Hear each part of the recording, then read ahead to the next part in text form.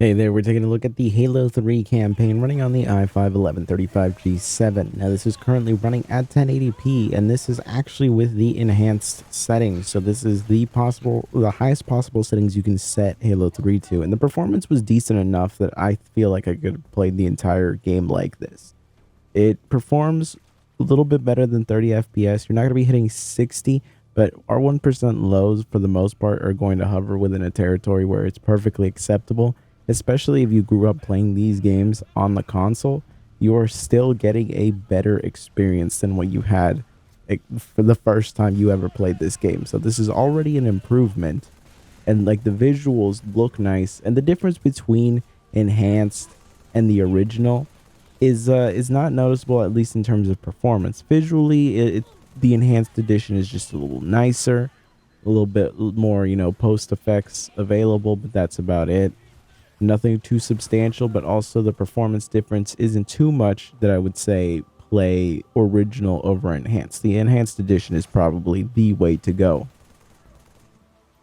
Here you can even see what, original quality looks like and performs like. Definitely an uplift in the 1% lows, and it does feel smoother, but it's not enough to make me feel like, oh, well, it's like not worth playing the enhanced edition then, because you're still going to experience similar frame drops here and there. There's still going to be, like not the smoothest possible experience, and it's a single player game. So I feel like if you're playing at like legendary and you're trying to like, be a sweat lord in the campaign, go right ahead and even go as far as to set it to performance mode. But if you're just going to be playing the game to enjoy the campaign, you might as well play the enhanced edition. That being said, with the enhanced edition, there will be situations where the FPS will drop dramatically. You will start to get into the 30s, the 1% lows will hit the 20s, and usually it'll be, like more crowded areas that are in a lot more open situations.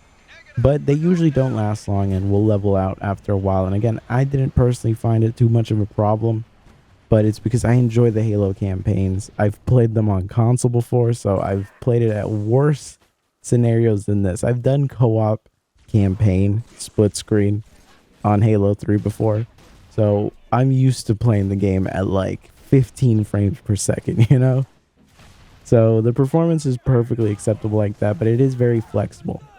If you want to get the absolute best possible for performance mode is there for you. Again, you'll see the 1% lows are still kind of in the same territory as the others, because it's just this noticeable stutter that happens specifically mostly when new things are being loaded in.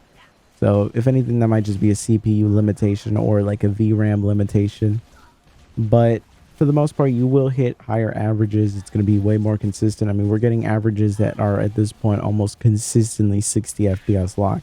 So it is the smoothest experience, but I just don't particularly like the texture pop in and the low level of detail render distance that the performance edition or performance mode has. So I would rather just play with the enhanced mode and just enjoy the campaign. If you're, someone who like takes the campaign very seriously, you want the best possible performance mode is there for you. And if you just want a nice in between, original quality is there.